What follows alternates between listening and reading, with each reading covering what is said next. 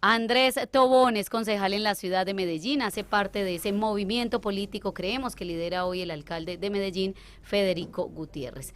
Concejal, bienvenido, qué bueno tenerlo por acá. No, un placer estar en Antioquia Amanece. Muchas gracias por la invitación a conversar un rato. Usted también ha sido parte de este proceso de Antioquia Amanece, lo hemos entrevistado desde varios formatos, ya estamos aquí en la presencialidad. Es muy importante pues estar con ustedes aquí, con las personas que hacen Gracias. la política en la ciudad, en el departamento y en el país. Hablemos, concejal, de ese control político que ustedes hacen al interior del movimiento, como bancada, como coalición, pero también obviamente acompañando ese proceso del alcalde Federico Gutiérrez en qué está haciendo bien y qué está haciendo mal, porque lo que está haciendo mal también hay que decírselo y pues guiarlos, si cabe la expresión, ustedes como esa entidad que hacen el control político. ¿Cómo va hoy Federico Gutiérrez? Ya estamos en el segundo año de gobierno, el primero es de acomodarse, el segundo ya es de gestión. ¿Cómo va? Mire, yo creo que la alcaldía que recibió Federico Gutiérrez era una alcaldía muy compleja, todos lo sabíamos. Digamos que el conocimiento, lo que venía pasando en Medellín era un conocimiento de carácter público, pero siendo muy sincero, nosotros hasta que abrimos la puerta realmente no tuvimos la oportunidad de ver el nivel del desorden, que esto lo he dicho en muchas partes. Y el primer año fue un año que nos imaginamos nosotros una vez encontramos realmente el desastre administrativo, institucional, de corrupción y demás que ya tiene 37 imputados por parte de la Fiscalía. Creímos que iba a ser un año en el que iba a ser muy complejo realmente generar cualquier escenario de gestión que permitiera, digamos, un avance importante en este tiempo. Y lo cierto es que no fue así, ¿cierto? Que el primer año no solamente fue un año de organizar la casa, que se logró, sino que también fue el año de permitir que el plan de desarrollo que, digamos, se aprobó en el Consejo Distrital tuviera todas las herramientas suficientes para, en este que es el segundo, y en los que vienen, se ejecutara de manera muy eficiente. Yo hoy siento que la ciudad no solamente tiene otra vez un orden institucional, siento que la ciudad tiene hoy una alcaldía, un conglomerado público funcionando, siento que la ciudad otra vez tiene EPM por fuera de riesgo, porque lo encontramos en un riesgo muy amplio, que todavía existe de cara a lo que pasa con el gobierno nacional, pero que ya, digamos, se corrige administrativamente lo interno, y se viene ya, digamos, la etapa más importante, que es la de ejecución de proyectos estratégicos. Digamos que los que conocemos un poco de gestión pública y de gobiernos, uno siempre dice, el primer año es el año, digamos, de acomodar, el segundo año es el año, digamos, de la planeación y los diseños, el tercer y cuarto año es el año de la ejecución. Y estamos viendo en este momento como ya este final de primer año fue incluso año de diseños, y este primer semestre es año no solamente de terminar los diseños que faltaban dentro de los proyectos estratégicos del plan de desarrollo, sino que ya inicia la contratación, exactamente, de los 9 nuevos megacolegios, de los nuevos jardines infantiles, de efectivamente lograr sacar adelante el metro ligero del 80, de incluso pensar en nuevos diseños, en prefactibilidad, ojalá factibilidad del plan rector del metro, que además se actualiza este año. Digamos que lo que se viene en obra pública, que ya inició, va a ser muy importante para la ciudad, no por un asunto simple y llano de cemento, sino de necesidades reales que tenía la ciudad hace mucho tiempo por demanda pública. Por ejemplo, Popular, el sector nororiental de Medellín, viene hace décadas solicitando herramientas que permitan cubrir la demanda en primera infancia. No había nada al respecto. Ya se anunció ayer en el Consejo de Medellín, aprobamos vigencias futuras para la construcción de 3 nuevos jardines infantiles, uno de ellos el de Popular, por ejemplo, que va a tener una de las mayores capacidades de la ciudad de Medellín. Eso es muy importante. Hay algunos retos que todavía están muy complejos y que, digamos, la alcaldía viene trabajando, pero que a lo mejor se escapa un poco de la realidad normativa colombiana. El tema de habitantes de calle nos preocupa mucho. Total. Ese es un tema que nos preocupa mucho, frente al cual estamos hoy ayudándole a la administración, sobre todo a la Secretaría de Inclusión Social, e incluso trabajando un poco con las bancadas antioquinas en el Congreso de la República, a buscar qué líneas legislativas pueden ampliarse, pueden explorarse con la intención de tener herramientas que hoy ninguna ciudad del país tiene. Lo que decía el alcalde hace poco es cierto, a pesar de que, digamos, sea un asunto que políticamente sea muy complejo de debatir, pero no se trata de cuántos recursos le metemos al sistema, si al final nos encontramos en una condición de voluntariedad, si el habitante en condición de calle no quiere hacer parte, digamos, de los procesos de la alcaldía. Hoy no existe ninguna herramienta normativa que nos permita obligarlo a superar esta condición de enajenación, de absoluta pérdida de la Y libertad. además que se duplicaron. Sí, claro, pues digamos que el dato es un dato muy complejo. Nosotros tenemos alguna información de cara a lo que la alcaldía atiende, ¿cierto? Lo que efectivamente logra la alcaldía en atención de los que se acercan, de los que trasladan por diferentes condiciones de protección, que asciende a los casi 3.000 habitantes de calle. Pero sabemos que no todos se acercan, que muchos se escapan, que no quieren hacer parte de esto, y la información nos arroja que puede haber cerca de 8.000 incluso. Algunos estudios dicen que más habitantes de calle en Medellín. Concejal Andrés, justo sobre esos retos, hoy estamos en un reto muy grande que es el tema de las lluvias, medio ambiente. En algunos municipios a veces sucede que el tema de las lluvias pues genera una contradicción porque dicen no tenemos con qué atender el dinero. Ese no es el caso de Medellín. Aquí hay mucho dinero con qué atender la situación, pero en el Consejo se está debatiendo un asunto de cuánta plata vamos a dirigir para poder atender esas emergencias. ¿335.000 o solo 40.000? ¿Cuál es a su juicio el contexto de esto? Mire, aquí la discusión es una discusión de carácter técnico. Hay algunos que han manifestado que hay que tener una bolsa de recursos, una bolsa para ir sacando y sacando y sacando, y yo lo he dicho en el Consejo, por eso lo puedo decir aquí. Esa es una posición antitécnica, y nosotros en lo público no podemos tener posiciones antitécnicas, porque eso va en detrimento del cuidado del patrimonio público. ¿Cuántos recursos se necesita? El recurso que el Comité Distrital de Gestión de Riesgo sabe que necesita. Lo que se requiera. Exactamente, el recurso que la Secretaría de Infraestructura, el DAGRET, Inclusión, ISBIMED ha encontrado necesario para la atención de la contingencia. Eso es muy importante que se tenga en cuenta. Sí. ¿Qué ha dicho este comité distrital? El comité distrital dijo, para poder lograr una atención efectiva de las condiciones de riesgo que están presentándose en este momento, para atender la contingencia, para volver a dejar las mismas condiciones que había antes e incluso mejores en materia de riesgo en puntos como San Antonio de Prado y como el corregimiento de Altavista, en particular Manzanillo, en particular Boga, en particular la vereda del Jardín, se requieren 65.000 millones de pesos. Eso lo dice el Comité Distrital de Gestión de Riesgo a través de un documento que es el PAER.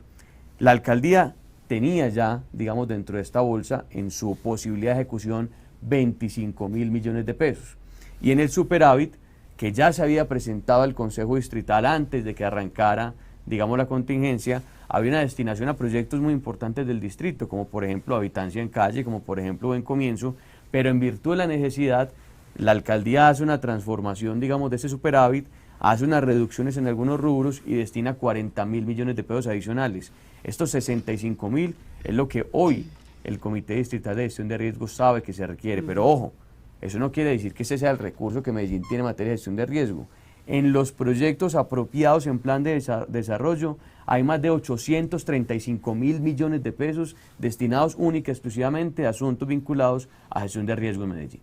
Pero, concejal, yo ahí le tengo que contrapreguntar para tener claridad. Una cosa es la atención del riesgo de la contingencia, lo que sucede hoy, pero ¿qué pasa entonces con las acciones preventivas para mitigar lo que va a venir? Porque esto viene de tiempo atrás y va a seguir sucediendo. Y me refiero exactamente con el dinero que se ha destinado, por ejemplo, a la Secretaría de Medio Ambiente, para que vaya y haga esa protección a los ríos, al río Medellín, a las quebradas. Ahí veamos lo de la quebrada La Guayabala, Potrerito. Así es. Justamente eso es lo que estaba diciendo al final. No solamente se trata de este recurso que se requiere ya, en el marco de la calamidad pública. Y que no se puede escatimar. Exactamente, que esos 65.000, se necesita. que a veces en el sector público pareciera que son muy pocos, 65.000 millones de pesos. Suena mucho, muy, pero es muy importante. Pero es poco para esa atención. Ojo, no es poco, es lo que el Comité Distrital de Gestión de Riesgo dice que se necesita.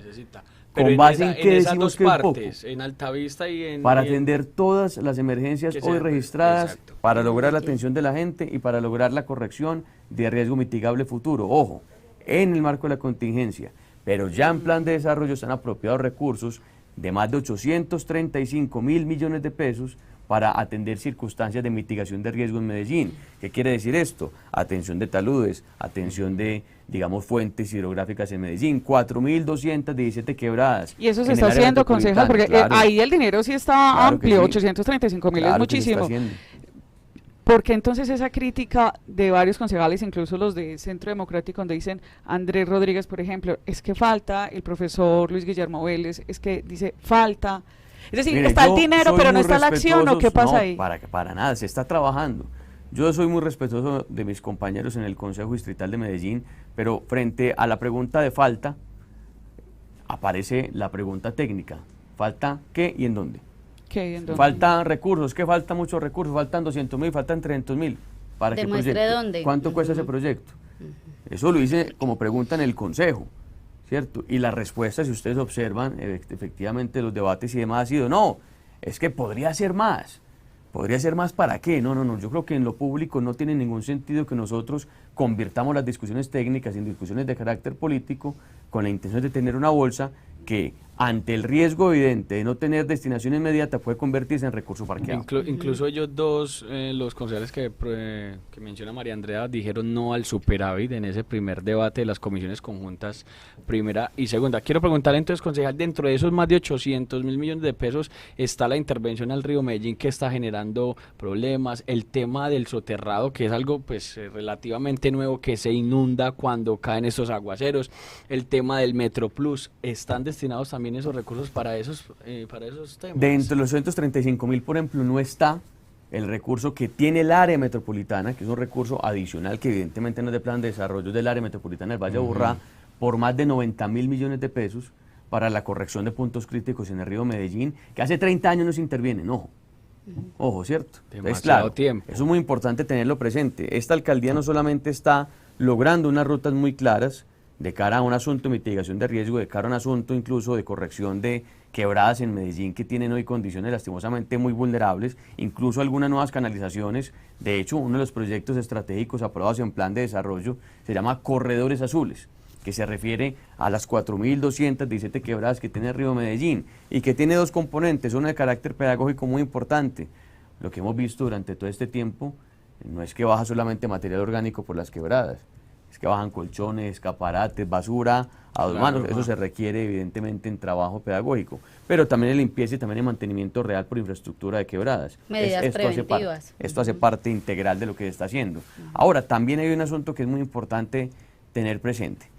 Nosotros en Medellín podemos seguir trabajando en esto y evidentemente de aquí a que logremos tener unas herramientas concretas en el largo aliento que permitan tener un mejor drenaje urbano, que permitan tener todas las 4.217 intervenidas o canalizadas, que hay unas discusiones de carácter ambiental que también hay que revisar. No siempre es canalización, a veces la canalización frena un poco la saturación del suelo y cuando hay saturación del suelo no hay absorción de agua, que es lo que ha pasado, digamos, en algunos sectores, digamos, de ladera en Medellín, en donde ya por condiciones sobre todo de informalidad en la construcción hay suelo duro que impide la absorción de agua y eso hace que efectivamente el agua baje más rápido con más riesgo.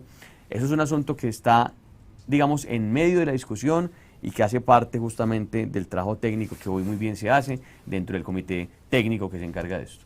Concejal, quiero cambiarle de tendido para preguntarle por esas imputaciones a algunos exintegrantes del gabinete del exalcalde de Medellín, Daniel Quintero Calle, y que usted claramente ha celebrado a través de sus redes sociales. La última publicación que hizo fue la información precisamente que entrega nuestra compañera María Andrea y es la relación del señor Daniel Quintero Calle con el hoy capturado el señor Andrés Calle. ¿Qué tiene para decir de esa imputación a estas personas? Pues mire, yo creo que cada vez es más claro que los bandidos se tapan con la misma cobija, ¿no? Quintero hace poco estaba diciendo, el imputado Daniel Quintero Calle, en esa campaña presidencial triste para la institucionalidad colombiana que viene haciendo, que iba a resetear el Congreso de la República porque era una mata de bandidos. Pues sus mejores amigos hacen parte de ese Congreso de la República que compone esa lógica de mata de bandidos, ¿no? Hay que resetearlos a todos. Condecorado por el doctor Calle, ¿cierto? Anterior presidente de la Cámara de Representantes, buen amigo de él, que hace parte no solamente del círculo de amigos y del círculo político del imputado Daniel Quintero Calle, sino de ese primer grupo de alfiles políticos del gobierno de Gustavo Petro Rego. Esto es un asunto que hemos dicho mucho. Medellín fue lastimosamente ese conejito de Indias. Ese conejillo de Indias de un escenario que vendía un discurso de supuesta izquierda y demás, pero que realmente parece que se convirtió fue en un escenario de lógica única de corrupción. Y fue un conejillo de Indias para que luego pasara algo muy semejante a nivel nacional, muy semejante a nivel nacional. A mí me parece que el gobierno de Petro es como una copia muy triste, muy peligrosa y de gran alcance lo que pasó con el gobierno de Daniel Quintero en Medellín. Evidentemente, unas lógicas de corrupción amplias que entienden el recurso público no como lo que es sagrado, sino que lo entienden como un bolsillo del cual pueden sacar plata en cualquier momento para enriquecerse. Lo que pasó con la Unidad Nacional de Gestión de Riesgos es una cosa muy triste, muy triste. Petro con su discurso de no hay agua en La Guajira, con su discurso de gente que está muriéndose por condiciones de falta de salubridad y se roban la plata. Que ilusionaba a tanta gente que nunca ha tenido agua y nunca le llegó. Nunca les llegó, compraron esos camiones, estas cisternas por encima de efectivamente lo que costaban, sin redes de ningún tipo, sin garantía de la llegada del líquido vital, al mismo tiempo que lo que estaban haciendo era un negocio, solamente un negocio. Ahorita, evidentemente, la Fiscalía y la Corte Suprema de Justicia tendrán que demostrarlo, pero hay unas condiciones básicas de cara a los procesos que adelanta la Corte, que es diferente a lo que pasa, digamos, en otros niveles judiciales. Cuando la Corte llama, la Corte sabe. Cuando la Corte llama, la Corte condena. Ya tiene decisión. Exactamente, y por eso es que ayer el hombre estaba por ahí intentando escaparse. Yo no sé si se dieron cuenta que Name del día anterior se despidió del Congreso con un discurso ridículo, pero que el personaje Calle no aparecía por ninguna parte. Name ya sabía, pero Calle no aparecía por ninguna parte.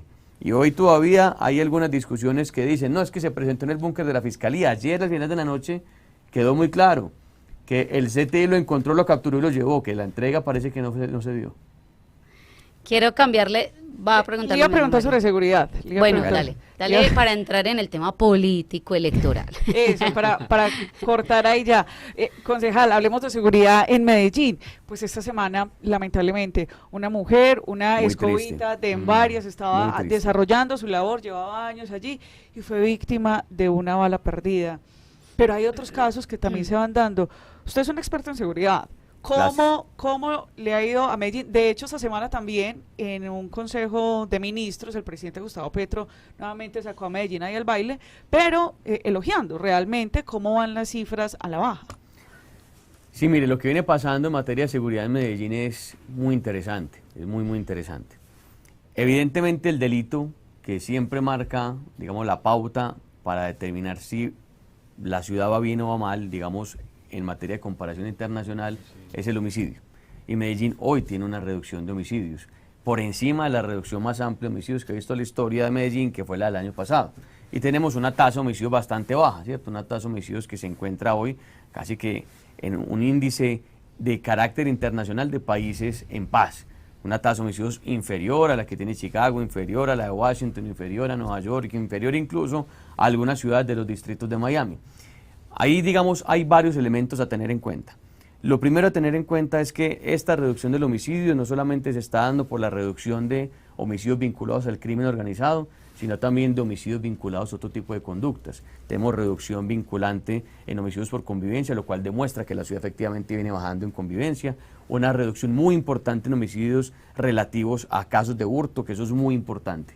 Eso es muy importante. De los homicidios que más duelen o que más afectación tienen en la condición ciudadana en Medellín y de seguridad es cuando en el medio de un hurto hay un homicidio. Porque no solamente la afectación al patrimonio, sino la vida. Esto genera no solamente un impacto muy grande, sino que evidentemente en materia de percepción de inseguridad es terrible. Y Medellín viene reduciendo esto de manera muy significativa. También en materia de feminicidios, también en materia incluso de otro tipo de factores que dan cuenta que en la parte, digamos, de capacidad de convivencia y control social, en el que tiene mucha intervención la alcaldía, hay una reducción importante. El otro tema es el de crimen organizado.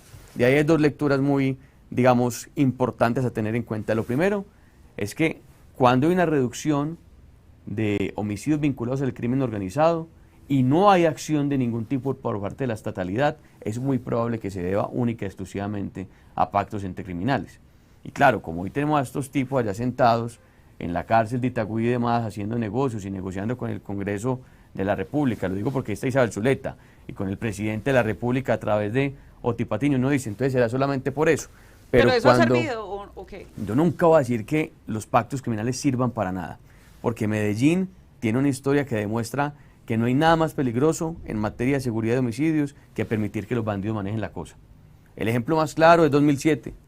Medellín logra después de 2003 una reducción muy importante de homicidios por cuenta de la gobernabilidad. Extraditan a Don Berna y Medellín pasa una tasa de 30 a 100 homicidios por casi 1000 habitantes.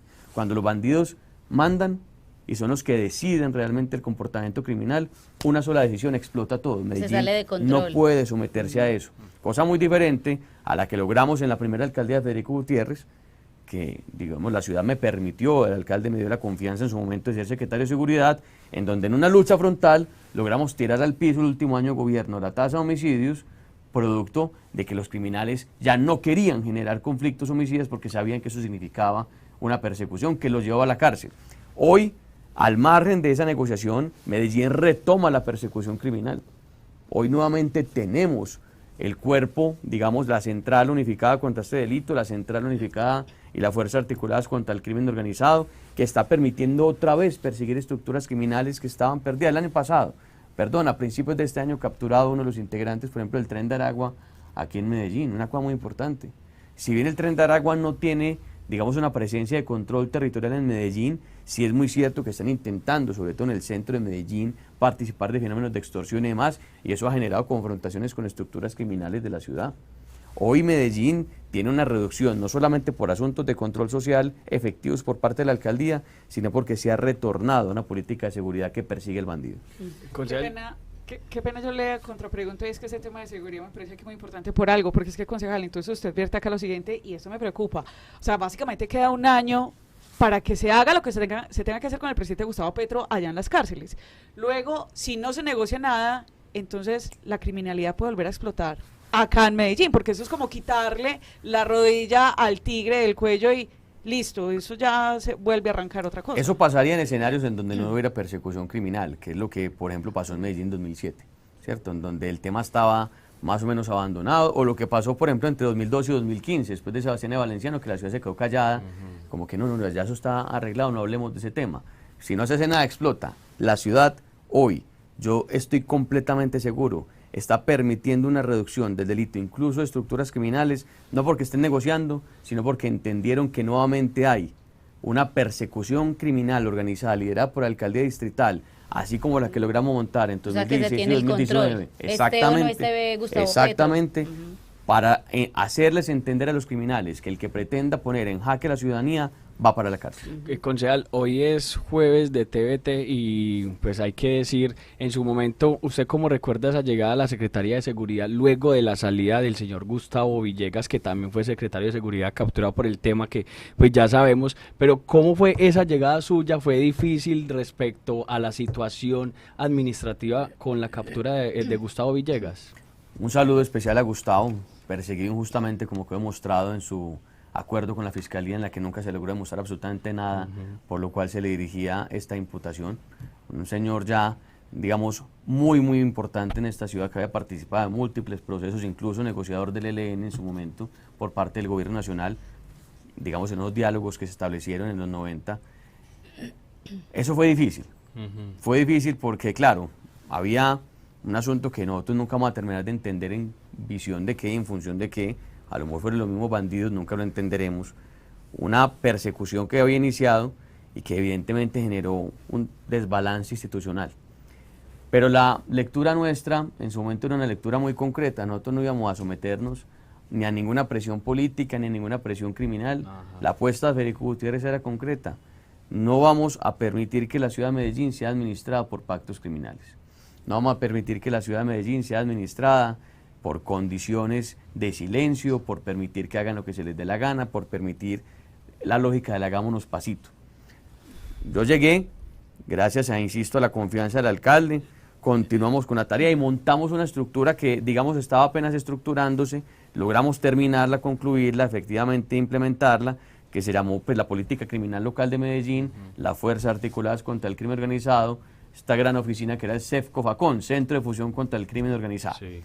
Que tuvo unos impactos muy importantes, 168 cabecillas capturados en Medellín, una cosa que no logró ni en su momento la unidad de búsqueda en la ciudad, el bloque de búsqueda, más de 350 coordinadores capturados, más de 3.600 integrantes de estructuras criminales capturados, cientos de miles de millones de pesos arrebatados de las estructuras criminales. Ustedes recordarán, digamos, todos esos procesos de extinción de dominio que sacamos adelante, el más grande de todos, el que, digamos, no solamente se dio en el centro de Medellín, que arrebatamos de las manos criminales todo un centro comercial muy cerca de la estación Candelaria, que esto además ayudó mucho en materia de inteligencia, sino un montón de fincas en las diferentes partes del país que hacían parte de la estructura criminal de la Terraza.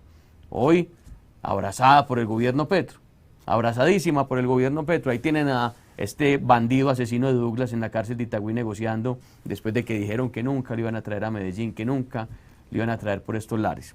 Fue difícil, insisto, por, digamos, esa transición, pero muy dignificante y gratificante, porque se permitió una continuidad, y se permitió no solo la continuidad, sino ya, digamos, la sacada de punta de lanza de crear una estructura de persecución criminal en Medellín, que esto es muy importante decirlo, se convirtió en el modelo de persecución criminal del país. Nosotros, por ejemplo, creamos dos modelos, el que les acabo de decir que es el CEFCO, y un modelo que era el que permitía, digamos, la delimitación de qué fiscales, qué policías judiciales y demás para perseguir qué bandidos, que se llamaba el inventario criminal unificado, que era básicamente el acuerdo de las fuerzas de inteligencia sobre quién es el enemigo en materia criminal, quiénes son, cómo están organizados, quién los manda, cuántos son, que eso no existía en Medellín antes de que yo llegara. Cuando yo llegué nos dimos la tarea de crear esto, y muy interesante, nosotros lo hicimos por una necesidad técnica. Este modelo se convirtió en el modelo que todavía hoy todas las metropolitanas de policía del país, todas ejecutan para poder desarrollar sus actividades de persecución criminal. Medellín lo hicimos muy bien. Cambiando a otro plano político electoral, hablábamos esta semana aquí en Antioquia Amanece Concejal, pues de las posibles listas al Congreso de la República por el movimiento político Creemos. Y recordábamos en algún momento cuando Creemos estaba haciendo las listas al Consejo de Medellín y a la Asamblea Departamental de Antioquia. Todos ustedes son nuevos. Cuando quiero decir nuevos y naturales de Creemos, es que no viene de ningún otro partido Así político. Y dije, ¿será que va a pasar lo mismo con las listas al Congreso? ¿Qué nos puede contar usted que está al interior del mismo? Pues mire, en este momento justo estamos en esa tarea. Estamos en la tarea de construir las listas, digamos, a diferentes departamentos de cámaras de representantes. Una gran lista al Senado Nacional, que por supuesto tenga la vocación de representar a este movimiento político, que como bien dice, es un movimiento político que ha procurado fortalecer un liderazgo político no solamente en Antioquia, sino en el país novedoso, de gente que nos gusta esto porque entendemos lo sagrado que es lo público, porque nos gusta, porque es una vocación, digamos, que se siente en las venas, y por supuesto es algo que se está haciendo en este punto. Yo creo que para julio tendremos que tener ya esta tarea, ¿lista?, digamos, bastante adelantada, porque evidentemente tenemos que pasar en este límite de la inscripción de las listas para poder empezar nuestra recolección de firmas. Ustedes bien saben que pues el CNE, en su cambio de lógica política, hay que decirlo también, nos arrebató nuestra personería jurídica. Ya era un asunto que estaba, digamos, saldado, pero en estas discusiones de carácter institucional nosotros somos respetuosos de las instituciones y dijimos, listo, no vamos a pelear políticamente, vamos a hacer nuestro esfuerzo desde lo electoral, y esto va a implicar armar unas muy buenas listas de gente buena, de gente que no tenga ninguna contaminación de este tipo, como la que estamos viendo hoy en estas persecuciones judiciales válidas de la Corte Suprema de Justicia en contra de tanto congresista que entiende la política como negocio y no como vocación, con la intención de que la gente no solamente vea una representación importante y vote por nosotros, sino que, exactamente, sino que esa representación importante organizada se traduzca en una muy buena gestión en el Congreso de la República. Uno ve incluso gente que está en otros partidos o que militó en otros partidos que nada tiene que ver con la ideología del partido en la que quieren llegar. Eso es uno de los ejemplos. Y yo lo decía ayer, Juan Pablo, no es, Creemos, ni escampadero ni trampolín. No puede ser, no puede ser. Es decir, en ese orden de ideas, concejal, ¿usted está de acuerdo en que hoy Creemos no le abra la puerta a personas que vengan de otros partidos, sino que sean naturales de Creemos? Miren, porque hay mucha gente vea. Esto es muy importante, esto es muy importante. Yo creo que en todas partes hay gente buena, ¿cierto? Yo eso sí lo tengo muy claro. Yo creo que en todos los sectores políticos hay gente que ha hecho la tarea bien, porque su vocación es la política, y en el camino de hacer la política para hacerlo bien, lastimosamente se ha encontrado con espacios que lo hacen quedar mal. Y como personas bien. Exactamente. Entonces yo no satanizo a nadie en virtud de que venga a ningún partido en particular, de que venga a ninguna parte en particular. Si alguna persona sí aparece, que digamos que es un asunto que nosotros recibimos y que se levanta el Comité Nacional hace unas evaluaciones muy importantes de cara a condiciones éticas, de cara a condiciones de investigaciones, de cara a condiciones también de cercanía, de cara a condiciones de esencia, pues es un asunto que luego se mirará desde lo político. Pero lo primero lo primero para nosotros, lo primero importante es que hay muchos liderazgos nuevos que están trabajando ya, que hacen parte, digamos, también de lo que nos hemos construido durante estos 11 años, como creemos, y Federico más de 30 años, por supuesto, digamos, en su carrera, que fue heredada en este caso, y Federico no hace parte de esta discusión política. Nosotros somos los que hacemos parte de esta discusión política porque somos los políticos dentro del partido, los que efectivamente, del movimiento, ojalá partido en el futuro, no que nos acostumbramos a decir partido porque tuvimos esa palomita durante un tiempo. Y es difícil pasar a movimiento. Por supuesto, pero hemos sido más tiempo movimiento que partido, esa es la realidad. Ahora queremos ser muchísimo más tiempo partido que movimiento. En esa, digamos, trabajo histórico y en estos 11 años de crecimiento hay mucha gente que por supuesto no solamente levanta la mano, sino que seguramente quiere estar ahí, que merece estar ahí. Nosotros tampoco podemos convertirnos en el partido, en este caso, de reencausados de todas partes. Eso no tiene ningún sentido. Pero no se descarta la llegada de algo. Mire, no puede verse la llegada de nadie, digamos, que haya trabajado en política como un reencauche para que encuentren, creemos, entonces un escampadero que le permita volver a vivir. Si alguien llega con trayectoria política a Creemos, que sea porque representa el ADN de Creemos, porque representa lo que nosotros queremos para Colombia, porque representa nuestra defensa de la libertad, porque representa nuestra defensa, digamos, de la sacralidad del recurso público, porque representa también la diversidad, lo que nosotros hemos construido y queremos seguir construyendo. Me gusta ese nombre, sacralidad del recurso público, en épocas de papa. En esa línea, entonces, ¿Andrés Tobón va a seguir en el Consejo o quiere ir a Cámara de Representantes o a Senado? Y de una vez, pregunta rápida para respuesta rápida, ¿quiénes son los candidatos al Congreso suyos? No, hay que esperar, hay que esperar. A ver, primero si va a seguir en el Consejo. Yo sigo en el Consejo Distrital, ahí me dijeron para ser concejal y lo estoy haciendo y espero que la ciudad vea que lo estoy haciendo bien porque me esfuerzo todos los días por hacerlo. Y segundo, los candidatos todavía no están definidos. Digamos, tenemos una lista de precandidatos, porque primero son precandidatos, luego precandidato mientras recogemos la firma, luego candidato apenas nos la aceptan, ¿cierto? Y esa lista de precandidatos es la que está evaluando en este momento por parte de nosotros, por parte del comité, sobre todo en condiciones de, insisto, ética, ningún tipo de ruido, ningún tipo de preocupación, algo que represente verdaderamente el ADN de Creemos. ¿Qué hay de cierto, concejal, que ningún concejal de Creemos va a renunciar para salir a aspirar al Congreso de la República? Pues por ahora no tenemos ese asunto, digamos, resuelto al 100%, ¿cierto? Por ahora no se está ese asunto tan prudente, al 100%. Hasta que no tengamos, insisto, ya la inscripción clara en listas, es algo que prefiero no, digamos, adelantar. Yo que sí sé, porque evidentemente pues estoy con mis compañeros todos los días, que algunos que en el camino de su vocación política tienen también una vocación de carácter más nacional, ¿cierto? Algunos que tienen esa visión y esa lógica dentro de su futuro. Pero la prioridad ahorita es una prioridad que no puede simplemente ser del escalamiento hacia lo que viene, sino también de la responsabilidad que tenemos actualmente con Medellín. Una responsabilidad de demostrar que tenemos las herramientas para sacar a la ciudad de donde estaba y de llevarla, como dice la alcaldía, efectivamente al siguiente nivel, ¿cierto? Hoy estamos en eso. Ahora, si en este camino de discusión política además vemos alguna oportunidad o alguna necesidad de que algo pase allí, pues ya será otra discusión. Respuesta en una palabra. ¿Buena, regular o mala la relación hoy al interior del Consejo con Centro Democrático? Buena. Concejal, lo quiero meter en la dinámica de las preguntas que no nos dejan dormir. ¿Qué no lo deja dormir? Ya, ¿qué le preocupa ya? A mí no me deja dormir, hombre, la situación de Afinia. Para serle muy honesto. Y no me deja dormir la situación de Afinia porque hoy dependemos enteramente del gobierno nacional para que esta empresa pueda ser algún día funcional para EPM, en una carga y un lastre para EPM.